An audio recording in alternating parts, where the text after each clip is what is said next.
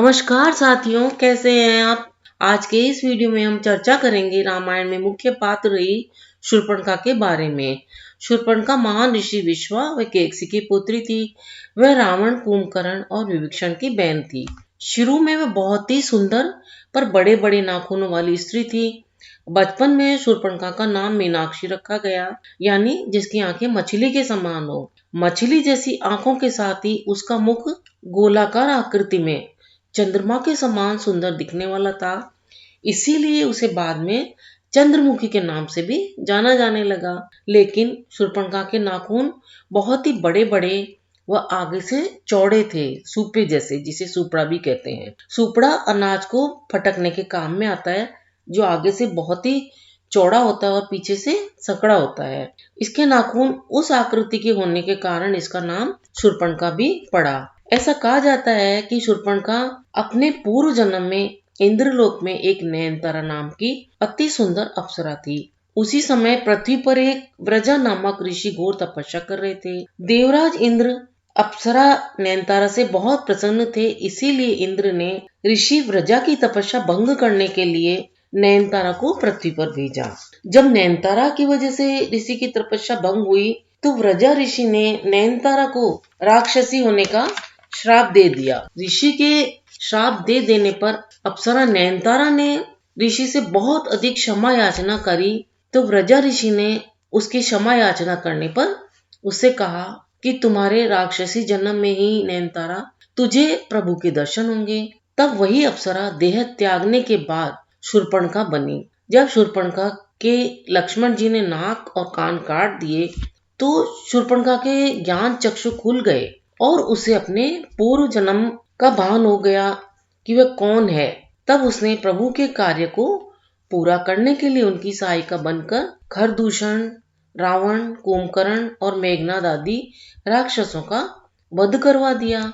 एक अन्य धार्मिक जानकारी के अनुसार शूर्पणखा ने अपने पसंद के व्यक्ति से विवाह किया था, जिसका नाम विद्युज्य था। विद्युज्य राजा कालकेय का सेनापति था। एक बार कालकेय के साथ रावण का युद्ध हुआ तो उस युद्ध में शूर्पणखा का पति विद्युज्य भी मारा गया।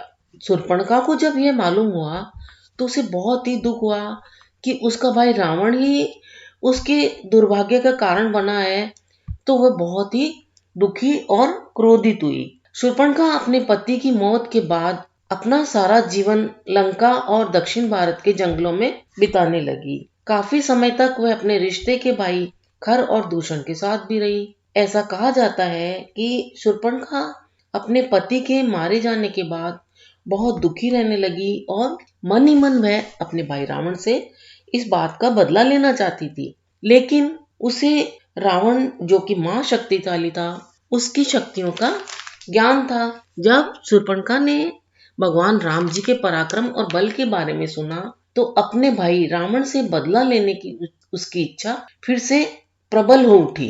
इसीलिए उसने राम और रावण के बीच दुश्मनी पैदा करने का काम किया, जिसकी वजह से रावण ने सीता माता का अपहरण किया और अंत में भगवान राम के हाथों रावण की मृत्यु हुई।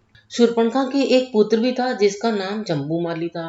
ऐसा माना जाता है कि रावण व अन्य राक्षसों के वध के बाद शूर्पणखा दैत्य गुरु शुक्राचार्य जी के आश्रम में जाकर रहने लगी। लेकिन एक अन्य धार्मिक मान्यता यह भी है कि रावण और अन्य राक्षसों के संहार के बाद शूर्पणखा पुष्कर जी चली गई। पुष्कर जी, जो अभी राजस्थान के पुष्कर जिले में एक पवित्र तीर्थ स्थल है, वहां जाकर शूर्पणखा पुष्कर झील में खड़े रहकर शिवजी भगवान का ध्यान करने लगी। 10,000 वर्षों तक शूर्पणखा ऐसे ही कठिन तपस्या करती रही। तब भगवान शिवजी ने उसे प्रसन्न होकर दर्शन दिए और कहा कि जब 28वें द्वापर युग में श्री राम जी का कृष्ण अवतार होगा, तब उस युग में कुब्जा के रूप में तुम्हें श्री कृष्ण से पति सुख की प्राप्ति होगी और वही तुम्हारा कुबड़ ठीक करेंगे, तुम्हें उस रूप से छुटकारा देंगे और उसके बाद तुम फिर से नयनतारा अप्सरा के रूप में वापस आ जाओगी। तो दोस्तों, एक अप्सरा से शूर्पणखा राक्षसी कैसे बनी, आपको ये जानकारी कैसे लगी, हमें कमेंट करके अवश्य बताएं। जानकारी अच्छी लगी हो तो आगे शेयर करें, वीडियो को सपोर्ट और चैनल को सब्सक्राइब भी कर लें ताकि अन्य विशेष नई नई जानकारियां आप तक अति शीघ्र पहुंच सके। अपना अमूल्य समय देकर वीडियो देखने के लिए आपको बहुत बहुत धन्यवाद।